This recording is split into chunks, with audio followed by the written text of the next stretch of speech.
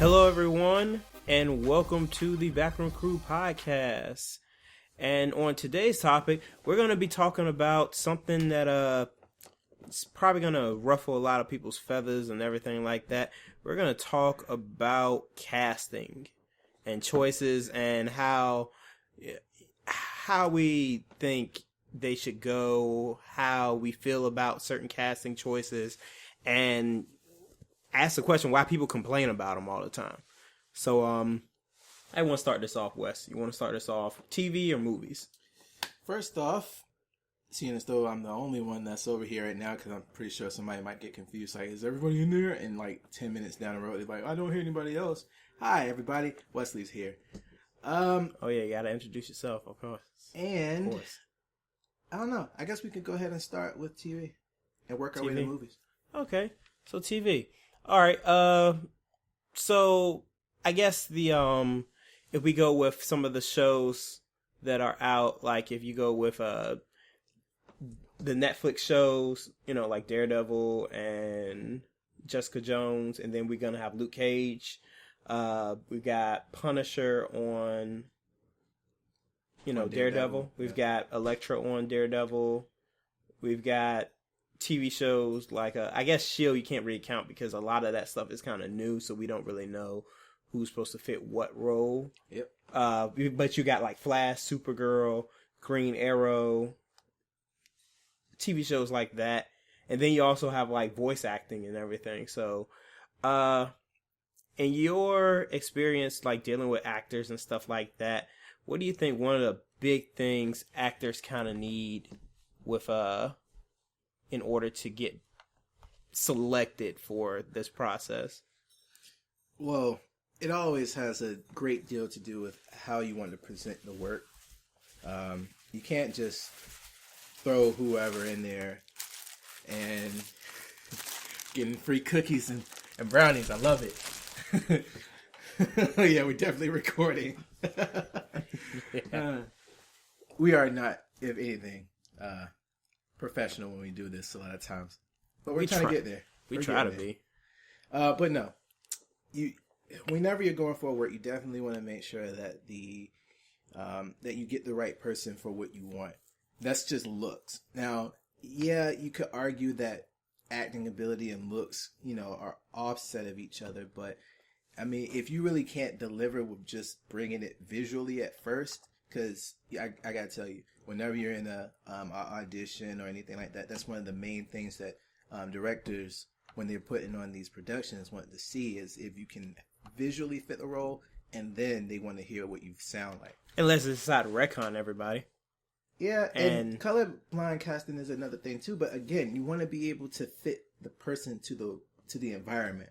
If you're having someone that's going to be a downtown LA officer, obviously you're going to want to go with somebody who's a little bulky, who looks like they've been on the beat for a few times, as someone probably like in their 40s. Yeah, as opposed to someone who just, looked like they woke up in their mom's basement and decided to go out and do an acting audition.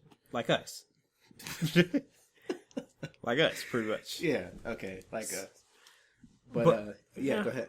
But, I mean, if we look at like some of the casting choices for a lot of the comic book TV shows and everything like that, like, I know a lot of people were skeptical about The Flash.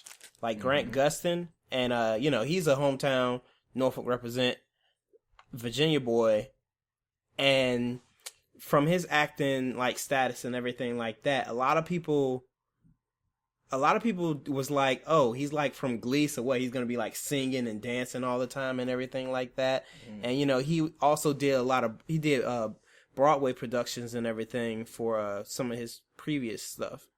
And, he's got brown hair, brown eyes. Doesn't have blonde hair, blue eyes like the real, I should say real, but like Barry Allen on most Flash stuff, where he's got blonde hair, blue eyes.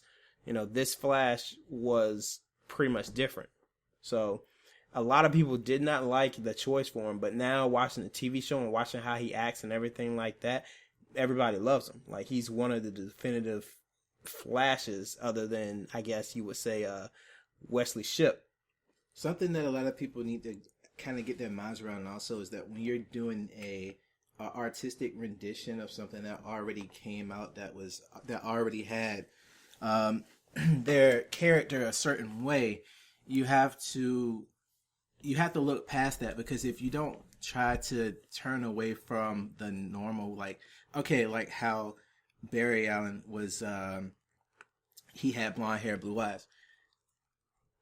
If you can act the role, like if you can seriously deliver, the character, if they see that you can bring it, then of course bring it. My acting teacher brought this up a while back. He was saying that when you go out into the auditions and stuff, and you try to bring that character out, you may go in for a role, or they may have a role already scheduled for like a female role, but you can be a guy going in and auditioning for a female role as long as you deliver that line. And if you deliver it and they like it and they see that they can fit you in there and it looks amazing, and of course, forget what was originally there. Let's just put them there because he can bring it, she can bring it. I wouldn't even be surprised if they would have made Barry Allen a female. Mm. It would make a lot of people pissed off at first. A lot of geek culture people, whew, Lord, I can see the hate already, or I can feel it, and it's not even there. But they could do it, especially if you can deliver the character.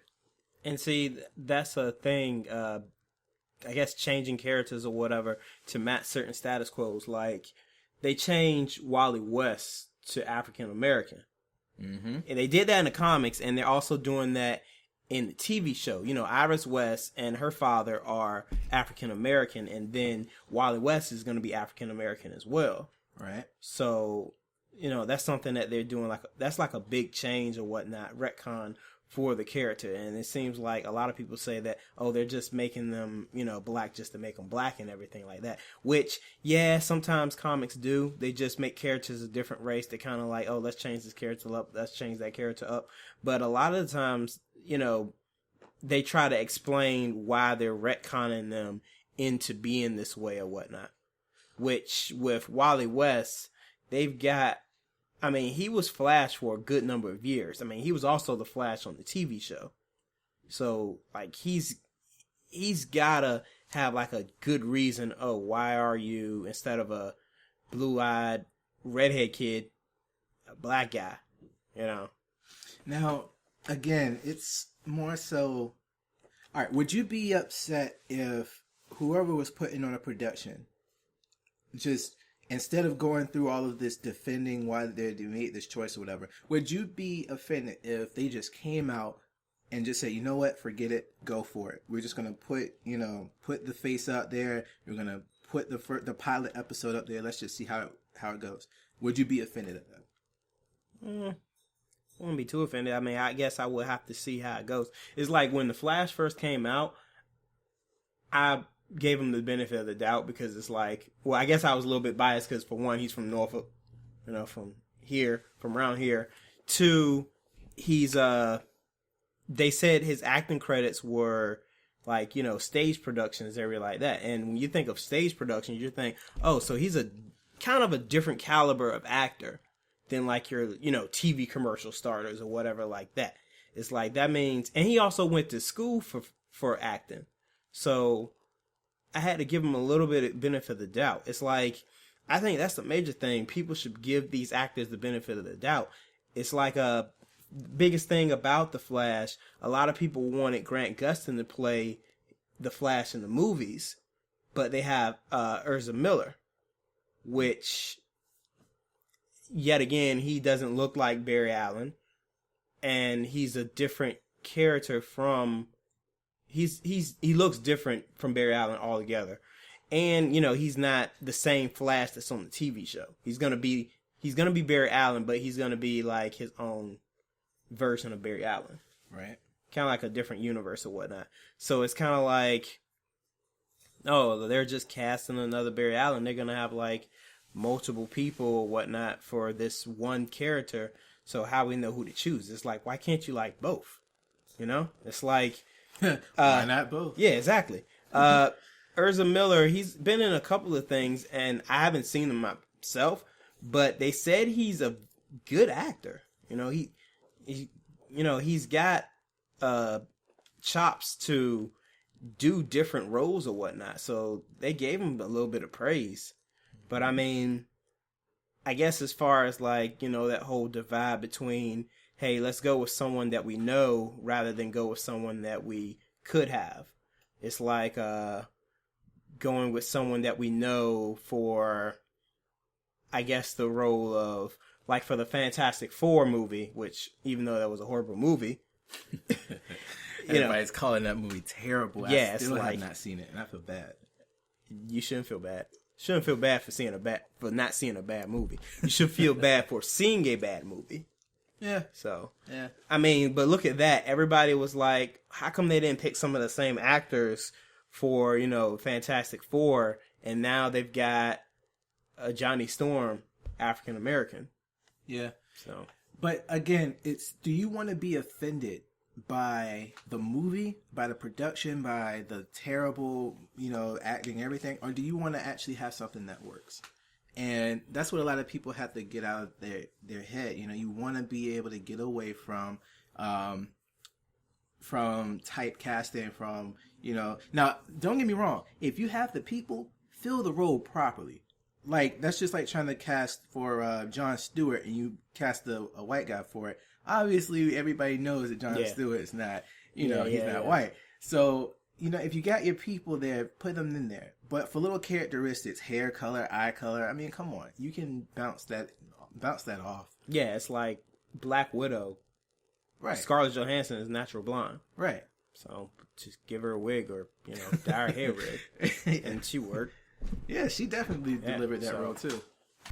Okay, go ahead. You were saying? Yeah, you definitely want to make sure that you deliver for the role. Okay. But speaking, you were talking about typecast and everything like that. Two actors that I kind of like are guilty of this. Robert Downey Jr. and what's the guy's name? Johnny Depp. The only reason Johnny Depp is typecast the way how he is, sorry to cut you off. Yeah. It's only because of Tim Burton. I believe that it's only because of Tim Burton. Well, I mean, look for instance for a lot of movies that Johnny Depp played after Pirates of the Caribbean, they're pretty much Jack Sparrow. Like it's like Transcendence though. It's like, yeah. Transcendence, he was really good. He got out of that. Yeah, but I mean, look who he was in the movie for. It was like a Christopher Nolan-esque type movie. I mean, it wasn't by it was produced by him, I believe. But I mean, essentially though, like Johnny Depp, he's guilty of it so hard because he'll go into a movie and he'll do that whole like kind of demeanor where he's kind of like goofy, serious. You don't really know what he's doing now, and it's just like it gets annoying. And then basically Robert Downey Jr., no one wants to see, like I was having a conversation with someone about this before, no one wants to see Robert Downey Jr. They want to see Tony Stark now. They want to see Tony Stark. Is there a difference? I'm trying to see the difference. I mean, nowadays it's not. If you look at them nowadays, it's no difference. It's like, no, it's like no difference between Robert Downey Jr. and Tony Stark now. I mean, before it was like, oh, well, I guess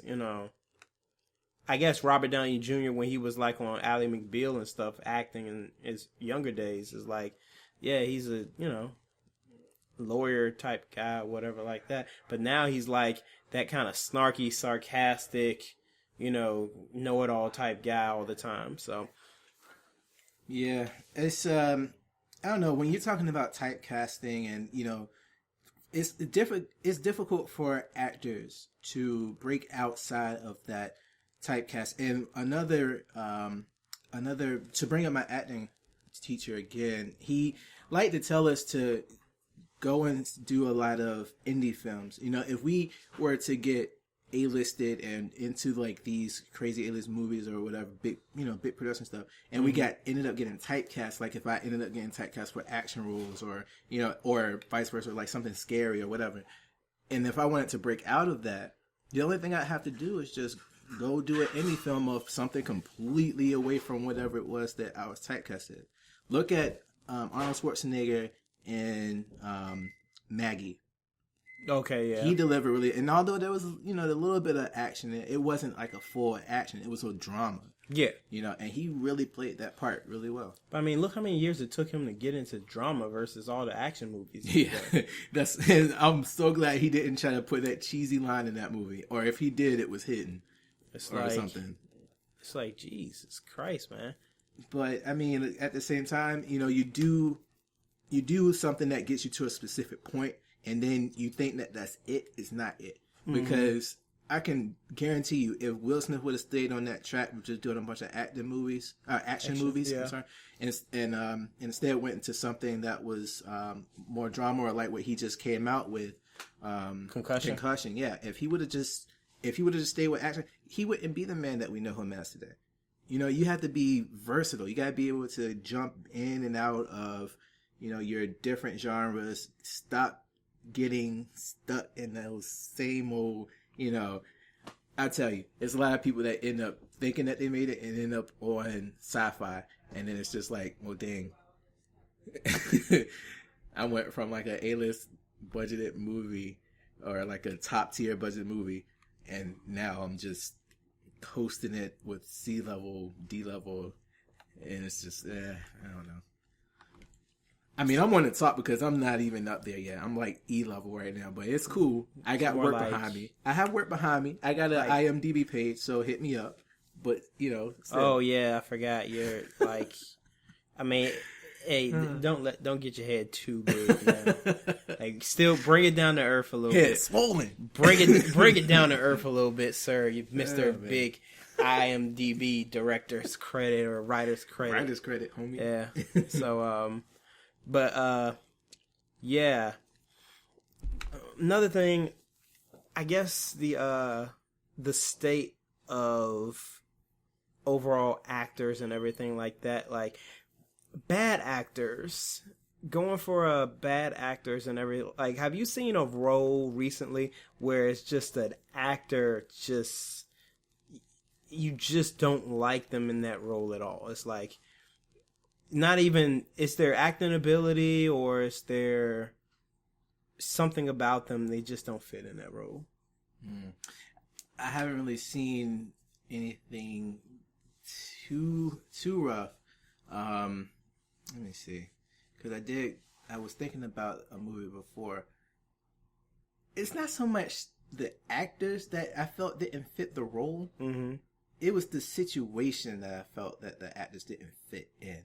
And a lot of times when you're, coming up with the writers, especially, oh my Lord, when the writers get into writing stories and whatnot, they tend to look away from, is this believable? Yeah. And if you get away from what you believe is, or what is believable, and you start writing in a bunch of crazy stuff, I mean, what can you expect your actors to do? I mean, you're hiring these people to go in there and act on a story that you just, pulled out of your butt and expected to make millions of dollars. The last few, let me see. Well, yeah. Go ahead. No, go ahead. Last few. Let me see. Because you did bring up a point that I wanted to ask you about. Jurassic Park. Jurassic Park? Really? Yeah. Or Jurassic World. Jurassic World. Oh, yeah. Okay. I got it. It's just certain situations they were too given. They were just, here you go, exposition was forced heavily. Well, yeah, I remember this is supposed to be like a kind of, I guess, directed towards the families type movies or whatnot. It's not like the first Jurassic Park. I mean, but you can't really give it an excuse, because even if I was to go see that with my family, I still would want somebody to think about a situation in the actual story, rather than just throwing a bunch of exposition and then just like, oh, okay, I get it. Oh my God, is that one scene they were sitting in there, they were stuck at the old park, or where the old park was, and it was two Jeeps. I'm pretty sure a lot of people already know this part already, but Spoilers. No, it's not even really a spoiler. It's just in one of the situations where they had to get away. Mm-hmm. It was like, hey, you remember that time we were at the lake and we were fixing up Dad's old whatever, and instantly it's like granted ability mechanic. It's like they uploaded that ability from the Matrix just right into their head, just called plot device. And the thing was sitting for like 20 off years. It was weird, and everything worked fine. I don't know. It's just that was upsetting to me, and I'm pretty sure there's a lot of other parts and other stories that really just get away from me. But that one thing is what stuck with me, and I was like, dang. That's terrible. Well, that's like in Star Wars when, like Force Awakens, when, Phasma brought down the shields, even though she was like die hard for the First Order or whatever. Exactly, things like that. Also, no, that pissed me off. Yeah, because we talked about that. I mean, you weren't there with us, but me, Andre, and Josh talked about that part.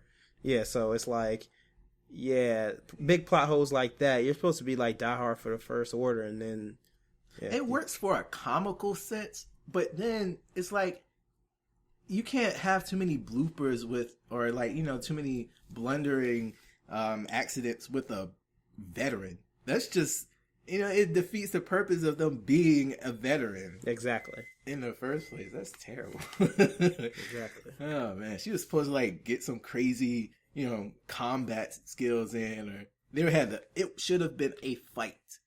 That's all I'm saying. It should have been a fight. Something. Just like with Trader, that was awesome. Yeah, you're talking about TR8. It's really he's nicknamed Nines. I forgot his whole code. It's like FN 199 or something like that. Yeah. Yeah. But yeah, that was a fight. That was good. But you brought up a point before about and I bring this up a lot.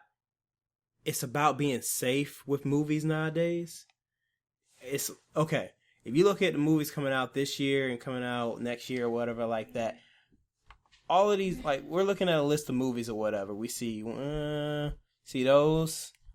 A lot of these movies, looks like all of them are based off of stuff that worked before. It's like you even have sequels. You have, sequels right there. Sequels, remakes, stuff like that. Sequels.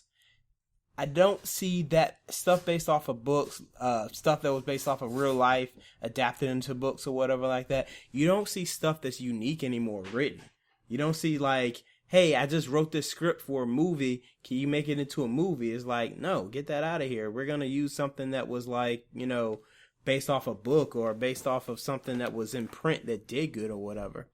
They're not going to give you a chance for something brand new. And it's like, I talk about that a lot. I talked about that a lot with other individuals, and they were just like, companies like big studios and stuff don't want to take risk anymore. They just want to go the safe route, and hey, this sells, this did good, That's why everybody's switching over to indie. I mean, that was the deal a few years back, and when everybody started noticing it, it was like, well, I mean, if you want to go ahead and put yourself out there, if you really want to keep the same thing, or you want to break away from the same thing, then you want to do indie film, because you get away with so much, and it's fresh. It's the crazy ideas, even if they don't work, even if you don't get the award that you want for it. It's, it works. Now, I can tell you, of course you're going to get hyped for the Marvel stuff. Of course you're going to get hyped for the DC stuff, because it's brand recognition. It's already, like you said, it's already been done. The formulas are already out there, and people want to see a continuation from what they went to go see before, and that's understandable. But money and time and effort, and that's actually, this is kind of actually an argument against actually bringing out new ideas, because if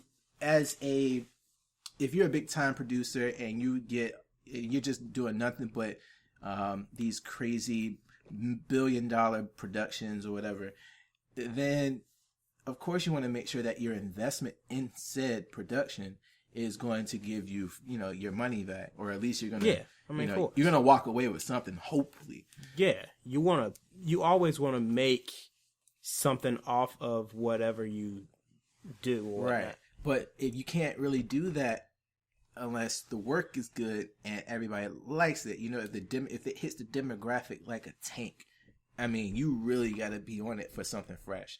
And I understand that. However, it's just, you run a multi-million-dollar company, and the only thing you are in right now is just a rut because you can't push out anything else. Change up the formula.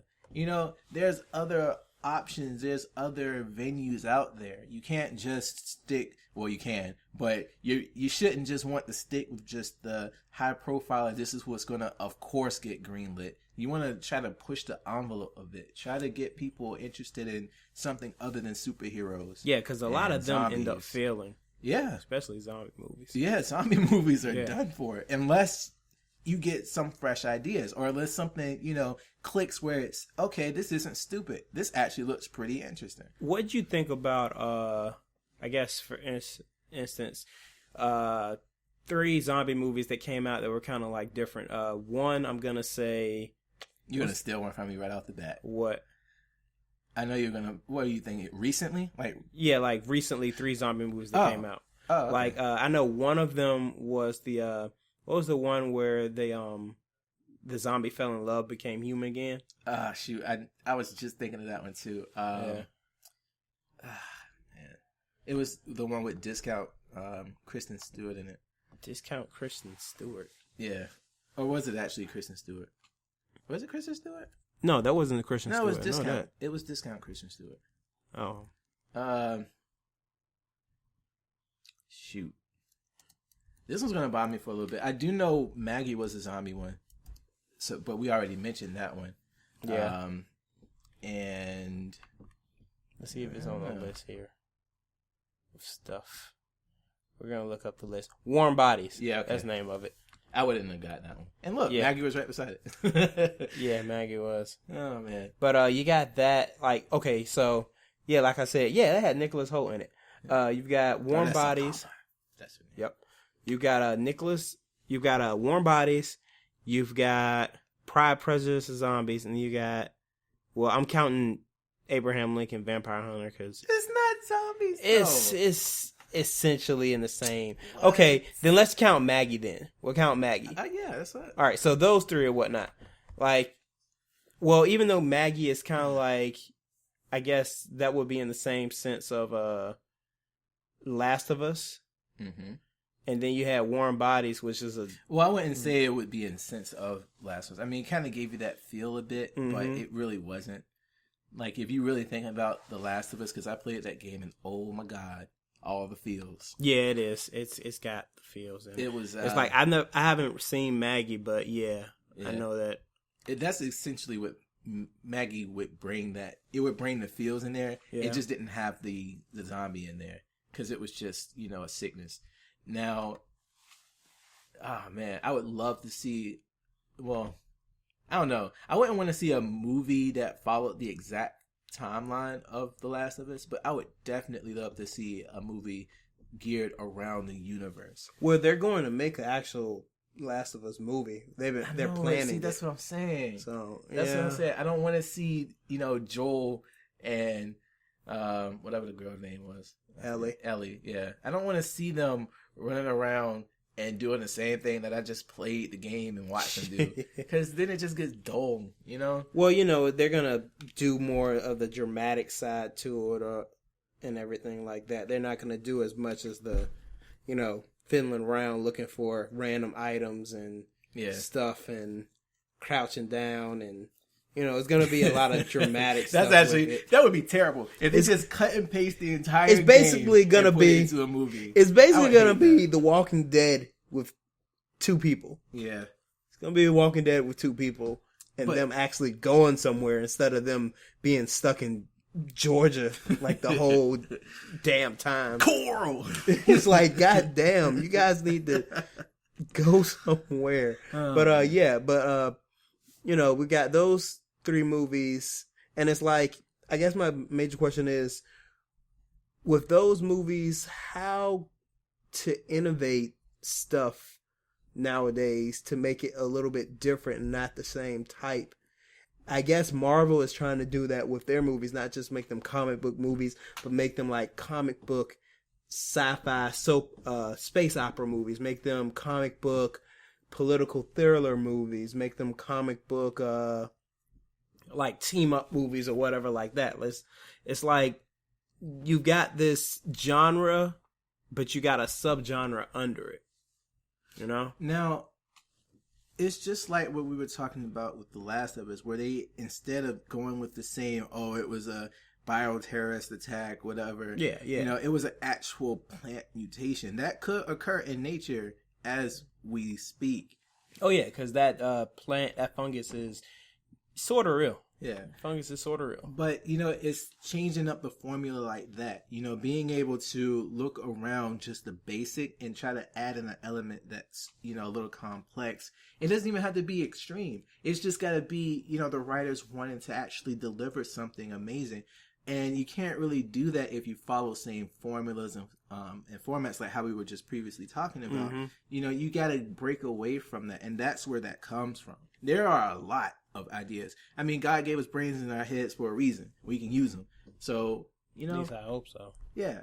You know, just pour it out there. You know, just sit in a dark room or something, listen to a bunch of weird, obscure music, and then just come up with something crazy. Yeah. Put it on paper and then push it to somebody. Maybe somebody will like it. And it's like another thing I wanted to bring up, how writers, directors, they have someone in their mind of who they want this role to go to, because it pretty much just seems like this role was meant for them. Like when they write something out and it's like, okay, I see the way you're acting and it seems like this goes perfect for you. You know, it's like you couldn't get more of a perfect casting or whatnot. And I think, I hate to say it, it's like I don't even hate to say it. It's like two of the roles that I've seen. Well, I haven't seen one of them yet, but one of them I've seen and one of them I'm going to see soon is Steve Rogers, Captain America, played by, what's that guy's name? I feel bad now that I forgot his name. Chris Evans. And then we've got Ryan Reynolds as Deadpool, aka Wade Wilson. So those two roles, I actually like Chris Evans as Captain America more than I like Robert Downey Jr. as Iron Man. Probably because I don't really like Iron Man that much.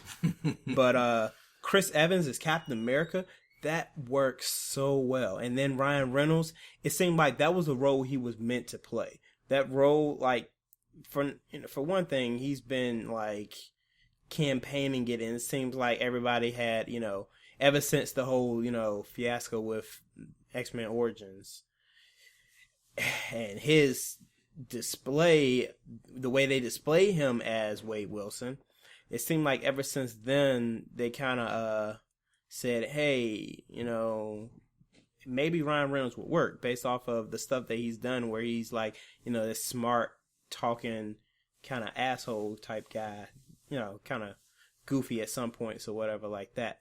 Like, this may actually work. So it's like people campaigned as it for him. They did the whole test animation for Deadpool. The movie got greenlit, and here we are, less than a month away. Like, probably 3 weeks until the Deadpool movie comes out? Yeah. And Ryan Reynolds is gonna be Deadpool, and it's like I couldn't have thought of a better casting than that. It's like, it seemed like, that role was fit for him. Right. And you'll get that, but a lot of times, and this is not a shot at Tim Burton or anybody else who likes to... You just don't like Tim Burton. I'm not saying that. Just say you don't like Tim Burton. I'm not saying that, because he comes with some really, really good stuff. It's just when writers latch on to muses, they just don't want to let them go sometimes. Oh, kind of like the way Christopher Nolan latches on to certain people? Yeah. You gotta let it go. Play the Frozen song, cry in the back room somewhere, and just let it go, bruh. But the thing is, with Christopher Nolan, is like a lot of his movies are good, and he picks a lot of the same actors in his camp. He keeps them together because they're good actors. Okay, yeah, they're good actors, but don't be blindsided by the fact that sometimes you just don't deliver visually, or it's like certain ticks that actors can't pick up on that their character could in fact end up picking up if they were cast by somebody who actually fit the role proper. I mean, I get what you're saying about Iron Man, but Robert Downey Jr. fits that role. I mean, I didn't say he didn't fit, but like I said before, I don't like Iron Man that much. So it's kind of like, I like Chris Evans as Captain America a little bit better. It's like everybody always associates, they're like, oh, Robert Downey Jr. is Iron Man. He like just fits the role so well. But it's like, but the thing is, like we were talking earlier, he's typecasted now to be Tony Stark. It's a balance. Yeah. I mean, and you look at Chris Evans, he did movies like The Snowpiercer, and then he had movies before that where he played 3 different comic book characters. He played the guy from Losers. He played Johnny Storm. It's like you could associate with him with Johnny Storm as well, or with the other characters that he's played throughout the years. Right. It's like Robert Downey Jr., you only know him from really Ally McBeal, a movie he did with Tobey Maguire where he slept with him. Yeah, that happened. That was a thing. And him being a drug addict. You know, he got his life right and everything like that. But we associate him now with being Tony Stark. Chris Evans is like, I feel like when you can do a role and play off that role to be identified as that character and then still go on to do other roles, that shows you are a good actor. That shows that you are good at not only doing that one role, but also doing others. It's like when I see Chris Evans now, I think Captain America, but I also think the funny teen movie that he did, where he did the whole like breast nipple whipped cream things. Yeah. I think of Losers. I think of Fantastic Four, the first 2. Yeah. You know, I think of all these movies, like with Tony Stark. Well, see, I call him Tony Stark. With Robert Downey Jr., I only think of Tony Stark. Right. And maybe Ally McBeal and drugs. I try not to think about the whole, you know, seeing him and Tobey Maguire in bed together or whatever, because that was kind of, yeah. Here's a good example of what I was saying. Everybody got so used to Christian Bale as Batman. And then they switched the role up and they gave it to Ben Affleck. Mainly because Christian Bale didn't want to do it anymore. But still, and when they came out showing Ben Affleck, everybody was like, oh, come on, bro. You're screwing us over here. There's no way that this is going to work. They got the guy who played Superman to come back. Why can't you get Christian Bale to come back to do Batman? No. It's only because in that audition, I believe it was in that audition, they saw that that he could deliver, that Ben Affleck could actually bring that role out, you know? And even though you don't see it because you're so used to one thing, it doesn't mean that the role can change. If something happens to where either 2 characters in, you know, Iron Man and Captain America, if both of them or one of them opted out for one of the movies for X amount of reasons, and they brought somebody else on, everybody would be so pissed. You cannot find another Chris Evans. You cannot find another Robert Downey Jr. You can't. Oh, you know what? I just forgot. I literally forgot. Even though I feel like he's good for the role, I feel like the only thing that he has that he should could have been a thing is if he was a little bit shorter. Hugh Jackman is Wolverine. Oh yeah, okay. Yeah, Hugh Jackman is Wolverine. That's another role that he seems to do well as. But he's not typecasted for that role. Right. It's like I can see him as Wolverine a lot of the times, but I can see him in other movies and be like, oh, that's Hugh Jackman. It cleans your palate. basically. When you see, another actor in something else, and it's like, wow, okay, they can do this other than run around and act crazy and act like they cut somebody's head off. You know he was Blackbeard in Pan? I did not know that. Yeah, if you look at it, you can barely notice him. It's like because he's got like shaved or whatever, and the beard, goatee, and everything, and his eyes and stuff look different. I honestly didn't know that was him. Yeah, that was him. Looking at it, you wouldn't even know, but you really got to look at it, and you're like, oh wow, that is Hugh Jackman. Yeah. But like I was saying, with them two, and if somebody came in and just switched the roles up on them, I mean, of course you're going to be a little upset about it. Of course you're not going to, be accepting at first. Mm-hmm. But then you got to leave room for, okay, maybe they got something. When you see that first movie or that first episode, and then everybody's just like, oh man, he really delivered that. I felt that. I believed that he was that character. That's the only thing you're looking for. That's the main thing you're looking for. Now, if they got rid of Hugh Jackman in X-Men, and, with being Wolverine and all, I would be okay with it.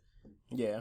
Only because, he's been in so many other things. Of course, if he broke off and did something else, I mean, you would be a little upset, but they brought somebody else in that actually looked like he could be a Wolverine. Then you're just like, well dang, okay, yeah, I get this. I'm sorry. But we looked up the movie Pan on Google Images, and we literally got that. A bunch of pans. Yeah. But I want to bring up. You see it now? Okay. You can barely see it, but yeah, it's tough. Yeah. They did a good job on that makeup though. Yeah. That's a good makeup job. Yeah, hairline a little bit. Yeah, hairline's a little messy. But I think it's supposed to be a wig, if I'm not mistaken. It's supposed to be, okay. Yeah. But right there, you see it. Mm-hmm. Right there, you see it a lot. But, yeah, I guess, any closing things you want to add? Well, I guess encompassing everything as far as actors with these, kind of, movies coming out that are kind of fan-related movies. And there are so many fan-related... Let me ask you one thing, because this kind of came up.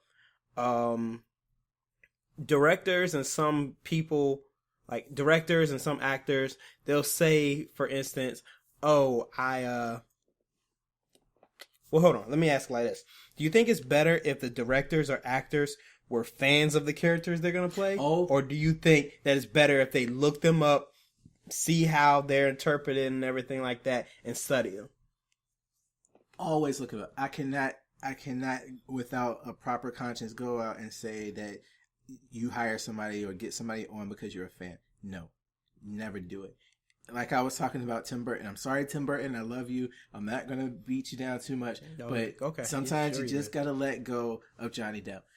I mean, you have good pools of actors and actresses. Yes, you have them there. And yes, they can do really good jobs and really good work. But if they do not fit the bill, if you do not do the research, there is no point in trying to put someone on just because you like them. I disagree 100%. Well, no, I mean, I wasn't talking like that. It's like Christopher Nolan, for instance. He did Batman series. He did, the Dark Knight series. But he's actually a Superman fan. Mm-hmm. He's actually more of a fan of Superman. He's not as much as a fan as Batman or whatever. But, he did Batman films.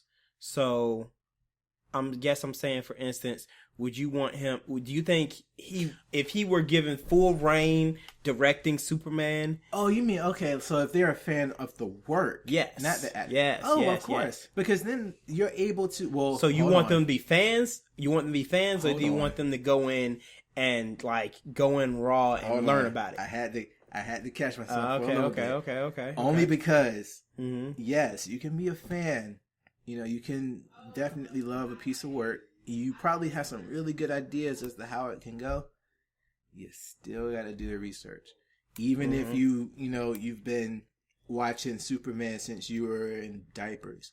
You still got to go in. You still got to see what made Superman. You can't talk to creators like that now. Yeah, you can't now. But, find out some history. Find out, documentaries, whoever's been saying what, read biographies, everything, because you want to be able to deliver the character that everyone knows, and you want to be able to be that director, that producer, that team of people that actually made something that was actually worth its weight in its name, basically.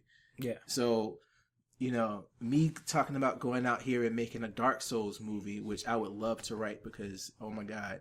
You're a fanboy of Dark Souls. Yes, I am. I would have to go to the studio and I would have to talk to the creators themselves. I would have to see exactly what they would want in order to, to make that work, in order to make that, that idea, that thought that they had in their head of a dim and grim world where a curse was set upon it and you couldn't break it. You got to be able to figure out the storylines, all of that.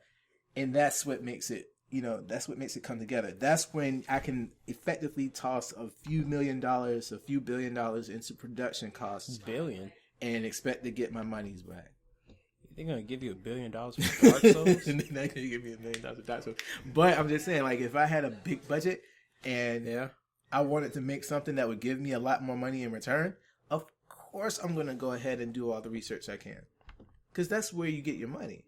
Right. From the fans, from the people who want to go and see something that they've been used to, and for the new people who want to see something that's amazing and they can actually, dive deep into and figure out this and question that. That's what you want. That right there is what you want. I think it's good if you know of the character, but you don't necessarily have to be a fanboy because you may be a little biased. If you're like a big, huge fan of them, you may be a little biased. It's like, that whole debate of like Goku versus Superman type stuff or whatever. You got people that are fanboys of, either side. I'm not even going to say what side I'm on right now because I don't want to be an argument. But you got people that are fans of either side, and then they're like saying, well, this character could be that character or whatever like that, and this character could be that character. And it's just like, okay, no. But that's where you come into research. Obviously, if you're a fanboy, you're going to be pro something, but you can't. You gotta know the character's strengths and flaws, right? And you can't let that cloud your judgment, especially if you're bringing in the elements that makes them weak or that they actually have the conflict in. Because if you take that out, then all you're left with is this untouchable, unbeatable thing that you just created from the recesses of your deepest passions and late night frustrations and gross. And you just put it on paper and you put it on screen, and then people are looking like, well, what is this? Superman's OP, but he still got weak at some point. That's what I like to see. Some people are okay with that, and obviously for good reason. I would like to see somebody punch somebody through like 10 buildings and walk away. Yeah. Unscathed, but that's just me. Some people don't want that. Some people actually want to see a conflict, and by God, if you don't give them a conflict, then what's the point?